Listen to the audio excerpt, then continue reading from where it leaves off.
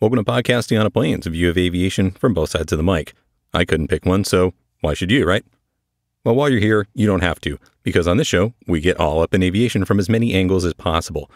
If you're new to the show, welcome. My name is Brandon Gonzalez. I'm an air traffic tower controller at a busy general aviation airport, but I also have a 25-year background in aviation as a pilot, as a flight instructor, as an aircraft salesman, as a ramper for two major airlines, an FBO line serviceman, and even a plane crash survivor.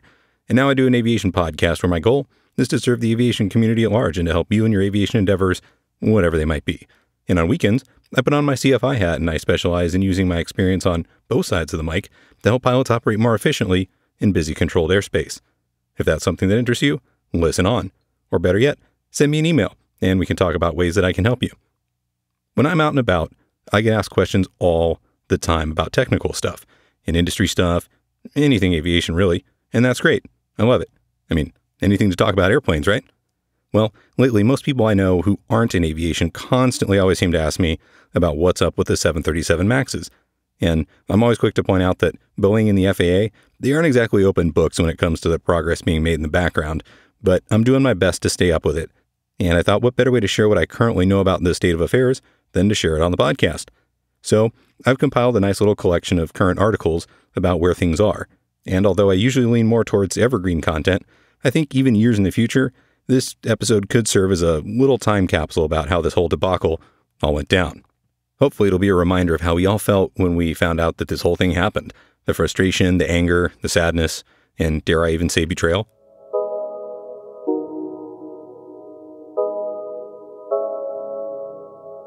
So, today on the show, what's up with the 737 MAX? Why we're here? What are the U.S. operators telling their pilots about it? What are the foreign regulating bodies doing about it? And maybe most importantly, when are we getting it back? And also, I may have gotten my hands on some internal flight operations communications from one of the largest operators of the type. You're not going to want to miss that. Don't go away.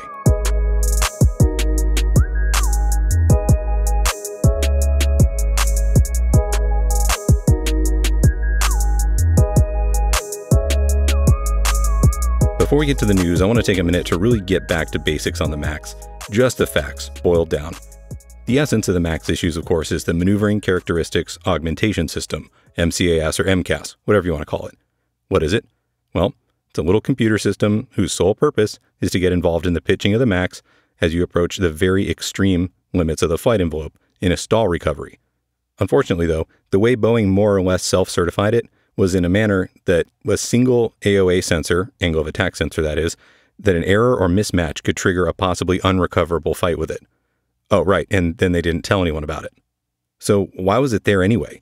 I mean, the 737's been in production for like half a century, right? Why add it now? Well, the simple answer is this. The 737 is in what we might refer to as its fourth generation. There were the originals, quote unquote, if you will. Those were the 1 and 200 series with the long, skinny JT-8Ds under the wings. Then came the classics, where you grouped the CFM56-powered 300 through 500 series. Then came the NGs, or the next generations. Those are comprised of the 600 through 900 series.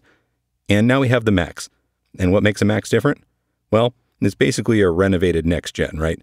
There were a number of improvements made, including the split winglets, or sharklets, as many people call them, a host of small aerodynamic improvements, lots of interior changes that you'd notice as a passenger, but the main difference is that it was now equipped with the CFM LEAP 1B engines. And it goes without saying that these engines are much more powerful and more efficient, and a little bit quieter than the CFM 56s on the older models. And as such, they're actually a little bit bigger, and you can always identify one easily by the inlet's round face, unlike the clearly bent bottom-looking appearance of the CFM 56s, and also the scalloped bypass outlet on the back of the engine. Because of the bigger size and shape, the engines are mounted farther forward on the mounting pylon and a little bit higher too. The effect of this is a change in pitching behavior with a large power change. So to keep the type rating the same as on other 737s, the airplane has to fly similarly. No surprises there.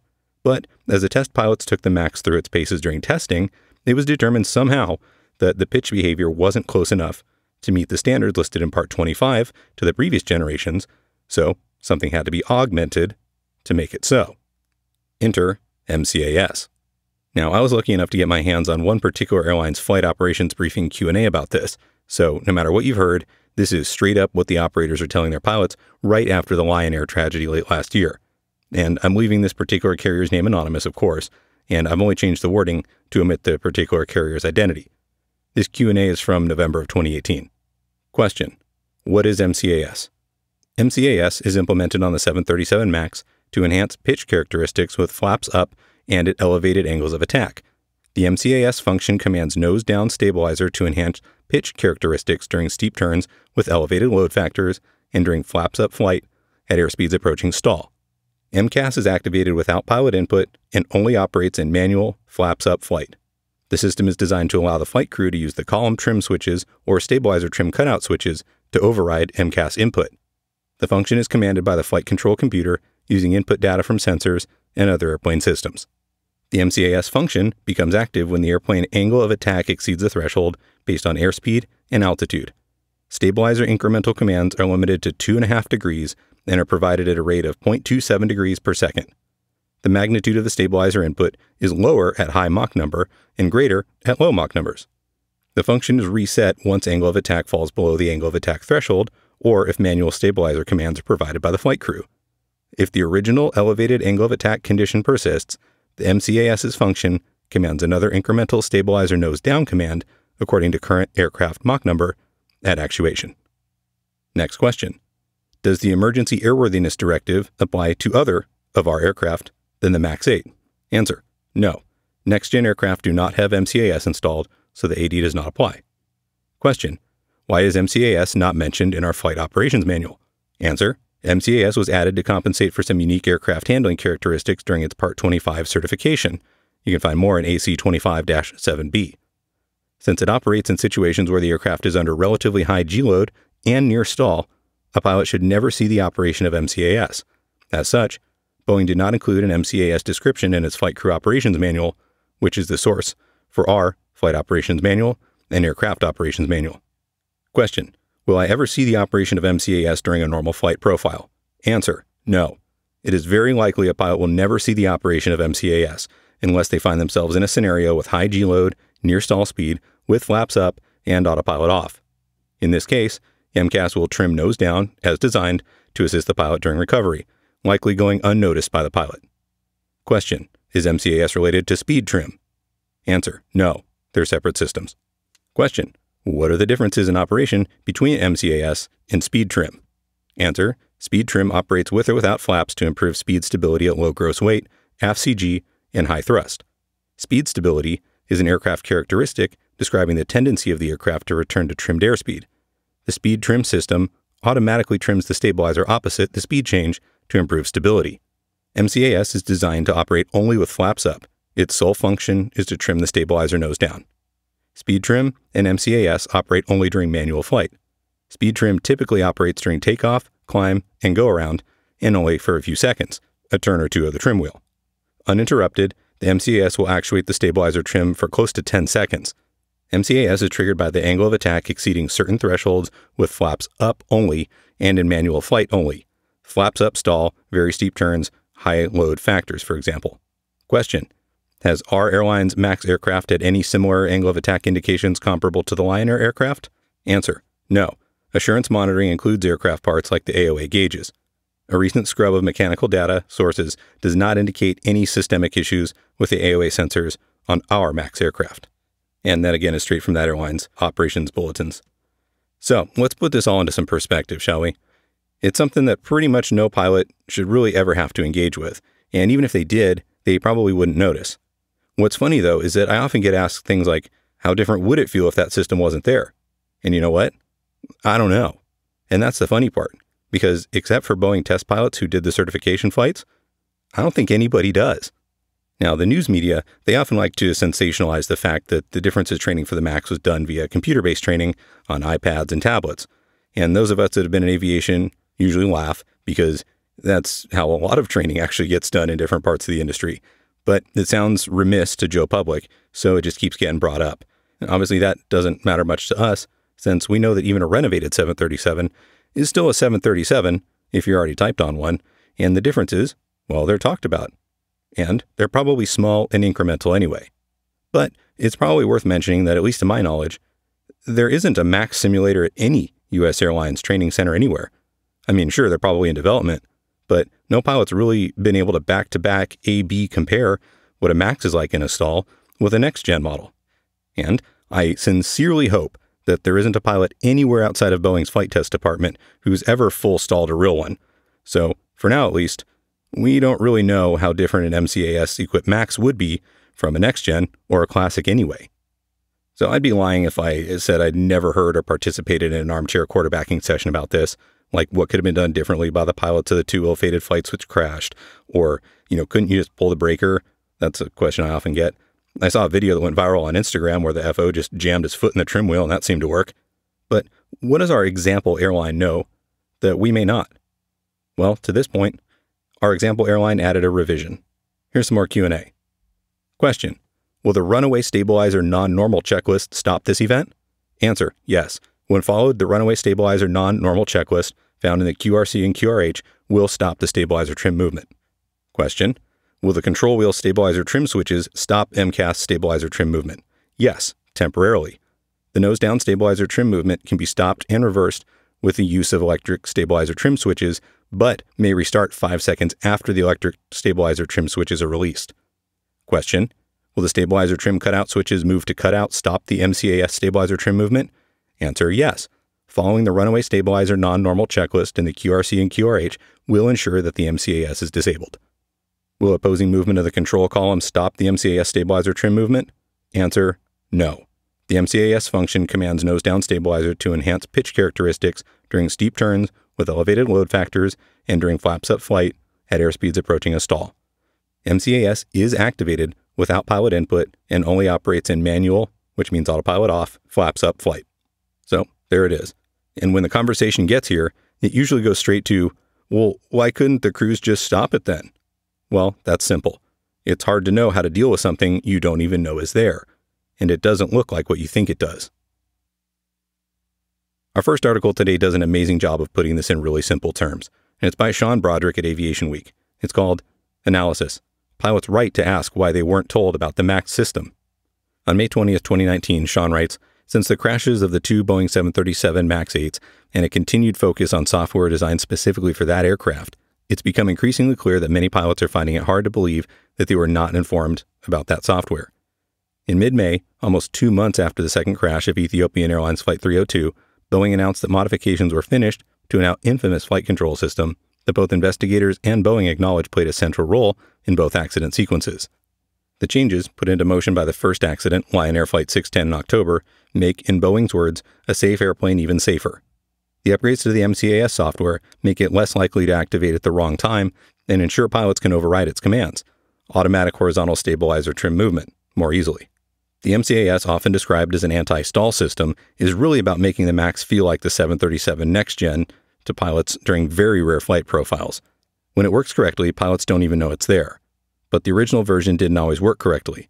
One bit of inaccurate data, an overstated angle of attack reading from one of the MAX's two externally mounted sensors, could fool the system into thinking that the nose-down commands were needed to stop the aircraft from falling out of the sky. Instead, the aircraft was directed out of the sky. Why was the system developed with more redundancy? The answer is simplicity.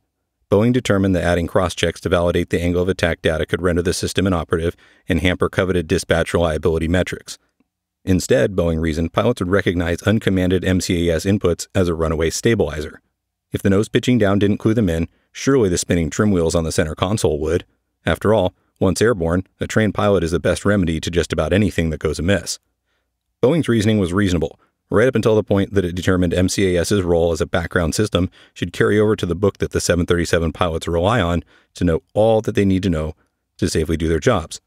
Rather than add a page or two about MCAS to the hundreds of pages in the 737 flight manual, Boeing determined that pilots need not know too much.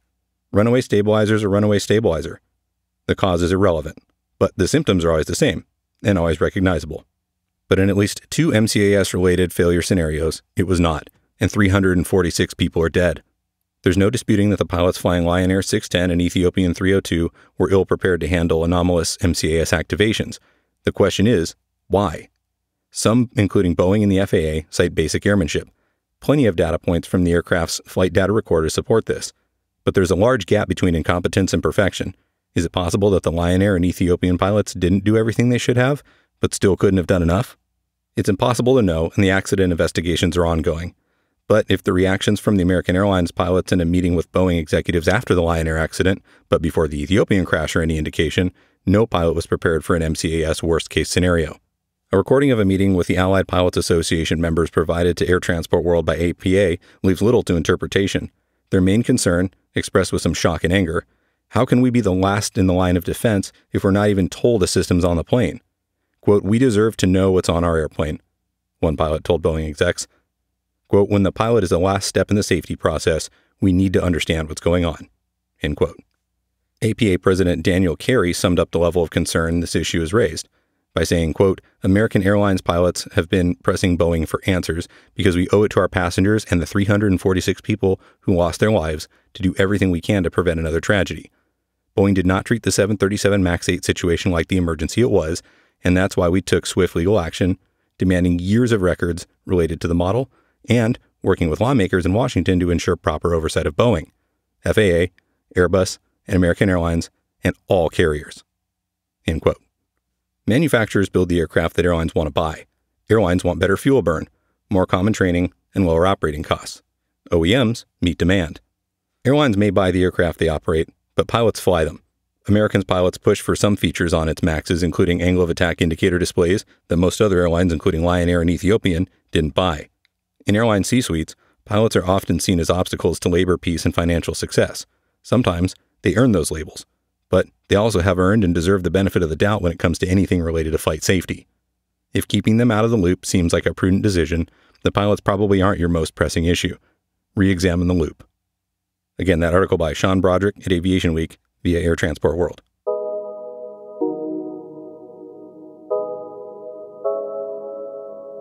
About a month ago, Karen Walker wrote in the Air Transport World editor's blog an article called Boeing Knows Its Hardest Cost is Restoring Confidence.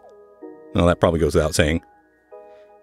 Mrs. Walker's article says, Boeing knows its hardest cost is restoring confidence. She writes on April 24, 2019, in the ATW editor's blog. Boeing will have been glad to get today behind it, the latest in a series of grim days since the second 737 MAX crash and the new narrowbody was grounded. The manufacturer posted its 2019 first quarter earnings on Wednesday, the first such posting since the March 10th crash of Ethiopian Airlines jet. As expected, the results broke an 11-quarter-long trend line of exceeding Wall Street estimates. The company remains profitable and financially strong. It's a cash-rich $100 billion company with a diversified portfolio and a backlog of more than 5,600 airliners worth $399 billion US. But Boeing will not give any more financial forecasts this year, indicating its own uncertainty on the true and final cost of the MAX crisis, which now involves 2 ongoing crash investigations, a recertification program, and the cutting of the 737 monthly production rate from 52 to 42. But the real unknown cost, as Boeing has started to acknowledge, will be what it takes to restore confidence in the MAX, a hugely successful aircraft in sales terms, with some 370 delivered and 5,000 sold. As Boeing Chairman and CEO Dennis Muilenburg said in a statement with Wednesday's earnings release, the company must now re-earn the trust and confidence among its airline and leasing company customers, regulators worldwide, and the flying public. Regardless of when the software fix is approved or when the MAX groundings are lifted, the aircraft is unlikely to return to most airline schedules until well into the summer.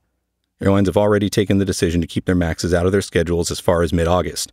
On the face of it, that enables them to avoid more disruptions and uncertainty through the peak summer travel period, but it also buys them more time to formulate the communication plans to their passengers about why it's safe to fly on the MAX. Boeing will be expected to support its airline customers with those communications. Muilenburg indicated one line of thinking on the issue today when he told analysts, quote, "We think a key voice in all of this will be the pilots. That bond between the passenger and the pilot is one that is critical," end quote. Boeing executives repeatedly stress that safety is, and always has been, the company's #1 priority. Sadly and crucially, they now must prove it. Again, that article by Karen Walker at ATW.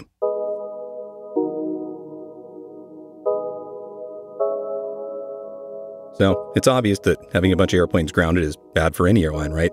But the problem goes a little deeper at some, especially if there were things like planned fleet modifications that can't be started until they get more information. American is struggling with an issue like this right now. In another article by Sean Broderick from Aviation Week, he writes, American looks for clarity on the MAX status, delays 737 next-gen seat upgrades. This is from May 21, 2019. American Airlines is confident that 2 stakeholder gatherings in the coming days will help provide clarity on when the Boeing 737 MAX fleet will be cleared to fly again, a top executive said. Quote, both of these are really big meetings, I think, end quote. American President Rob Ism said at the Wolfe Research Global Transportation Conference on May 21st, quote, I expect and I hope that we have some better clarity to the path to get the aircraft back up and flying, end quote. The meetings are an FAA-hosted regulators-only gathering in Dallas and an IATA operators meeting in Montreal. Both are scheduled for May 23rd. The FAA meeting will focus on the agency's progress in reviewing the Boeing MAX's flight control software and training changes in response to 2 737 MAX 8 crashes in 5 months, while IATA will solicit feedback from the affected operators. The article continues later, Dallas-Fort Worth-based American operated 24 of the grounded 737 MAXs and has removed them from its schedule through August 19th. Ism said the carrier will decide in early June if further adjustments are needed. We've got some dates in early June where we've got to really take a close look and make sure that we've got a path clearly laid out, he said. If not, we'll make the decisions to ensure that we're taking care of our team and customers. My expectation, my hope, is that everybody gets together and figures out a way forward, and we can get these aircraft back flying, end quote. American projects the grounding will cost it about $350 million in full-year income, assuming its plan to have the aircraft back in revenue service by August 19th holds. It's canceling about 115 flights a day under its current schedule. The longer-term bottom-line ramifications will be more significant, though harder to quantify.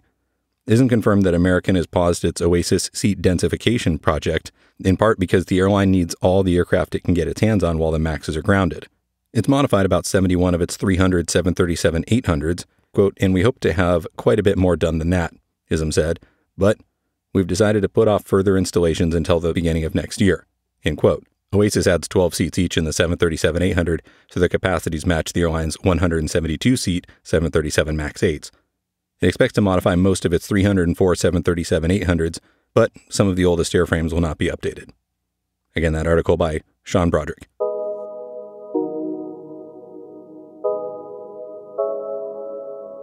In the United States, a few different carriers operate, or should I say operated, the MAX, mainly Southwest and American, and I think United has some too, but outside the U.S., these things are everywhere, and the 2 crashes that brought the MCAS issues to light happened on the other side of the world.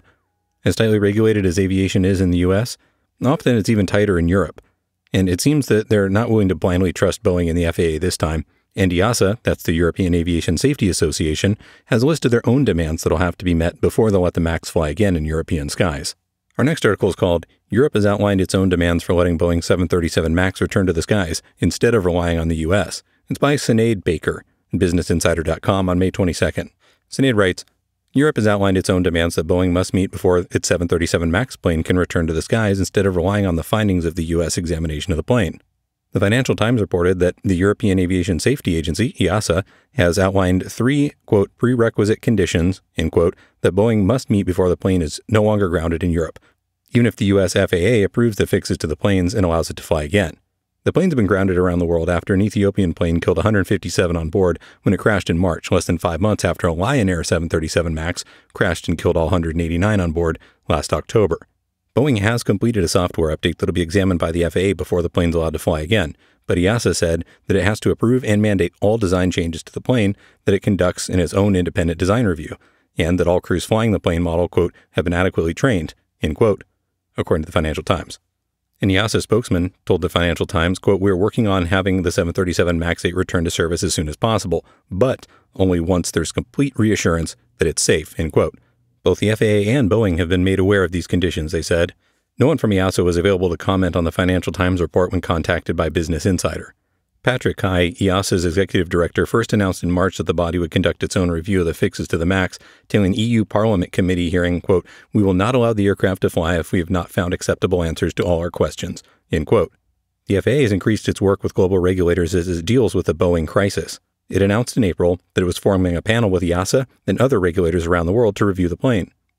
Alan Deal, a former NTSB investigator, told Business Insider that the process was unusual and that forming such a panel would help soothe any doubts that the international aviation community and Congress might have about the FAA's examination of the plane. Quote, the process is needed to regain trust by the international community, he said. The reputation of the FAA, as well as the U.S.'s regulation as the gold standard for aviation safety, is also under threat, as its process for certifying planes comes under fire. The FAA faces federal investigations and congressional hearings into how the 737 MAX was certified to fly. Experts have previously told Business Insider that the FAA's model that allows Boeing to partly certify its own planes and its reluctance to ground the planes might be harming its reputation around the world. They said that Ethiopia's decision to send the black box from its crash to France and not to the U.S. where Boeing is based can be seen as a snub and a sign that the U.S.'s reputation is taking a hit. Boeing has said that it's working with regulators as well as airlines and pilots and giving additional training, and said that the plane will be one of the, quote, safest ever to fly, end quote, when it returns.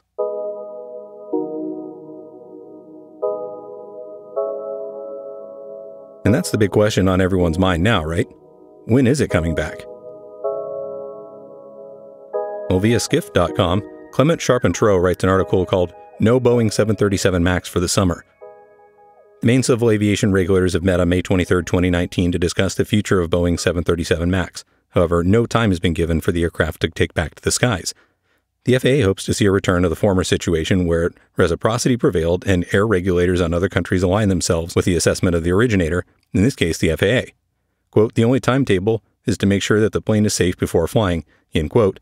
Dan Elwell, the acting chief of the U.S. FAA, said, adding that, quote, if other regulators could lift the ban shortly after us, I think it would be good for the public's trust, end quote. But this doesn't sound likely. Since the grounding on March 13, 2019, several regulators have voiced their will to conduct their own evaluations of the aircraft in its update. This was confirmed again during the meeting as EASA reassessed the 3 requirements for the 737 MAX to take off from European runways.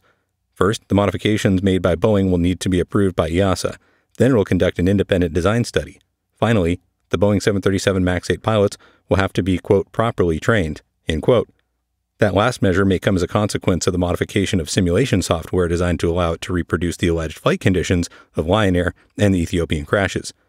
Boeing recently admitted that the software was not able to do so until now. Elwell refused to give a precise timetable to CNBC when the authority would reapprove the Boeing 737 MAX, saying, quote, it definitely could be a month, 2 months, end quote, he said. According to Michel Merluzot, an expert from Air Insight Research, quoted by AFP, quote, we're moving towards a return to service that may spread over time, end quote, meaning the ban may not be lifted in the United States before the end of summer and, in quote, several months, end quote, in the rest of the world. It seems thus highly unlikely that the operators will be able to rely on the 737 MAX for the beginning of the intense summer season. And that brings us to the money. It's no secret that airlines aren't happy about keeping their part of the fleet grounded, and especially not for this kind of reason. And guess what? They're going to do their best to recover as much as possible from Boeing. Our next article comes from the Associated Press via Skift. The article is called China to Help Airlines Seeking Compensation from Boeing 737 MAX Grounding. May 24, 2019. And they specifically said they don't want this rebroadcast or redistributed, so I'll give you the gist. Chinese Airline Industry Association is supporting 13 Chinese carriers seeking compensation from Boeing for groundings of the 737. They said in a statement recently that the groundings and delayed deliveries of the planes were causing, quote, serious damage to the company's businesses, end quote. It's estimated that their losses are nearing $580 million if the planes were to remain grounded through the end of just June. The group also said that they would, quote, actively support and coordinate member companies to carry out their compensation work, end quote. It's also unclear if the push to penalize American aircraft maker Boeing over losses resulting from the grounding of the aircraft was in any way linked to trade tensions between Beijing and Washington. And let's not forget, too, that China was among the first governments to ground the 737 MAXs back in March.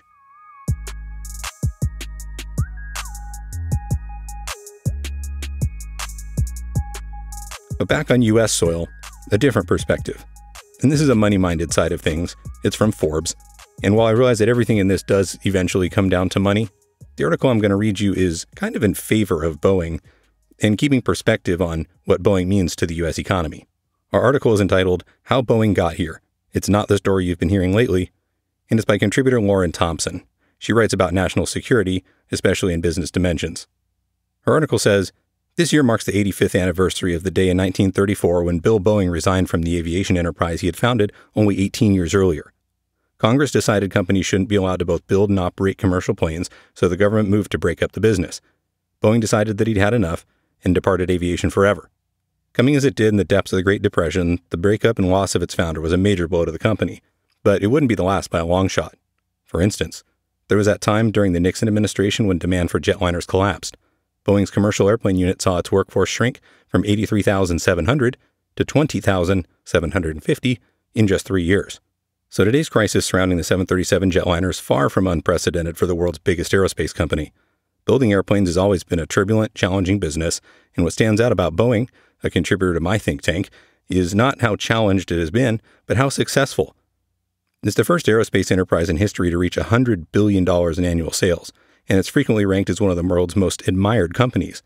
However, nobody's thinking about those achievements at the moment, either inside the company or outside.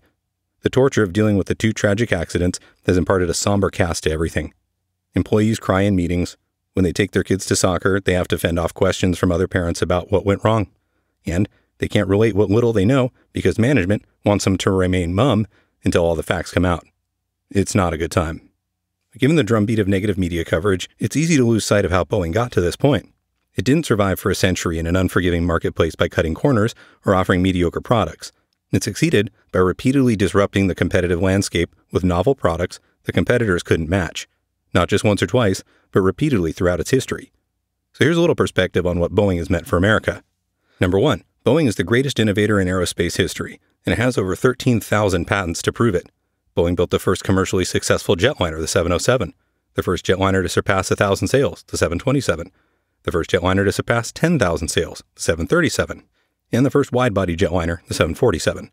The first jetliner developed entirely on computers, the 777, and the first airliner to be assembled mainly from composite materials, the 787.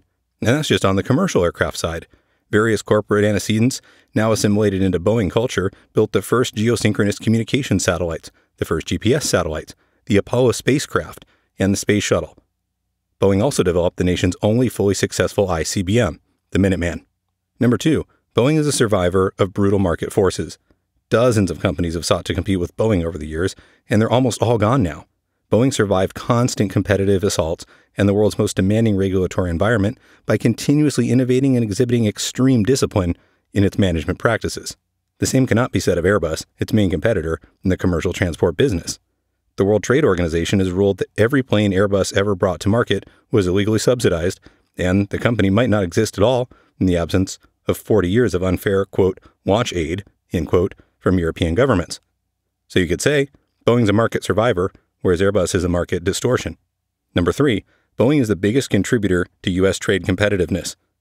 It isn't just the nation's biggest exporter. At a time when the U.S. trade balance in many tech categories has turned decidedly negative, Boeing is the main reason America's aerospace trade continues to generate big surpluses every year.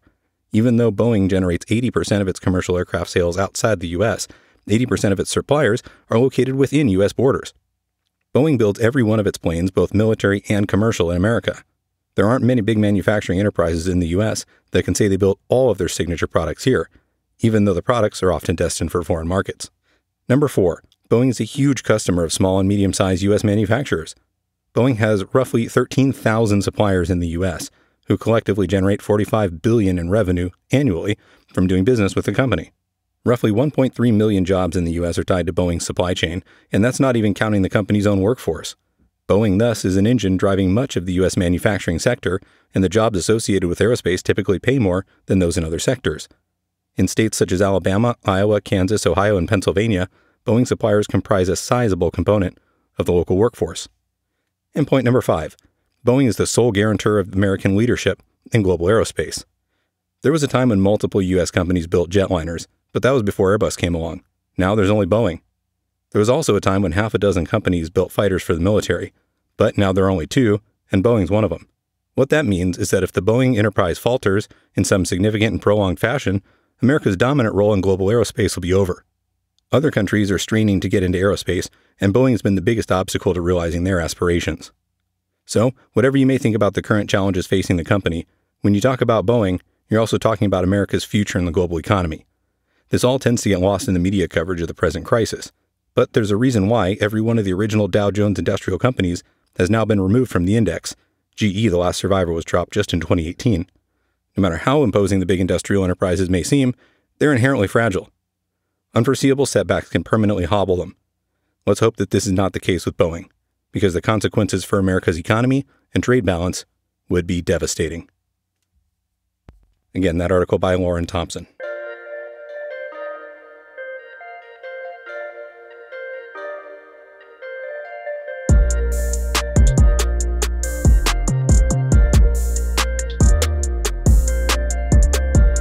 So what do you all think? You excited to get it back? You excited to get on one again? Even after all the scrutiny and the testing, once it's fixed and back in service, whenever that is, will you be booking yourself on a Max?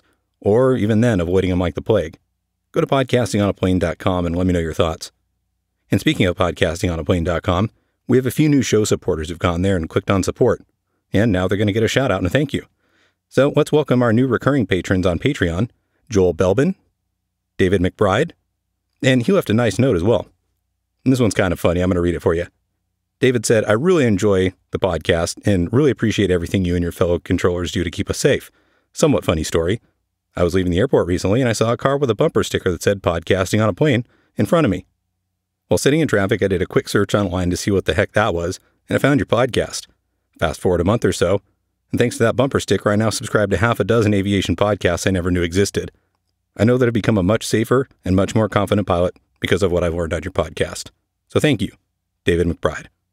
And you know what? I had a chance to meet David the other day. He came by for a tower tour, and he brought some of the best donuts I think we've ever had up there. So a special thank you to David also from our tower staff.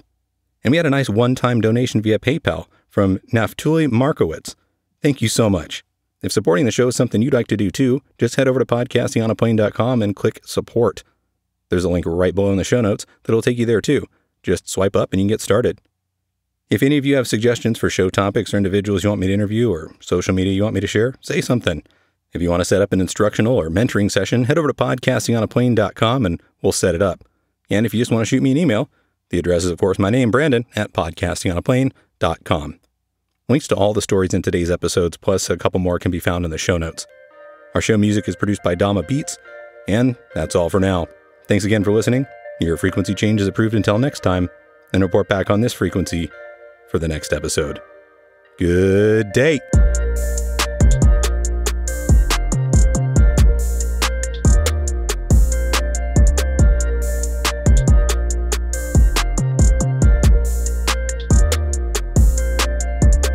The Podcasting on a Plane podcast is presented for entertainment purposes only. My comments and those of my guests, the website's content, and any of the social media, etc. are not part of my official responsibility as a controller or an FAA employee. The views and opinions you hear on the podcast are mine and those of my guests, and not necessarily that of the FAA. There is no nexus between Podcasting on a Plane and the FAA. Also, while I am a CFI, I'm not your CFI, nor am I your mechanic, your doctor, your shrink, or your spouse. This podcast is presented for entertainment, camaraderie, and fun, but is in no way, shape, or form professional advice. It's not legal counsel, and it's definitely not flight instruction. If you are in need of professional advice, get some from somewhere more appropriate than a podcast, no matter how good this one may be.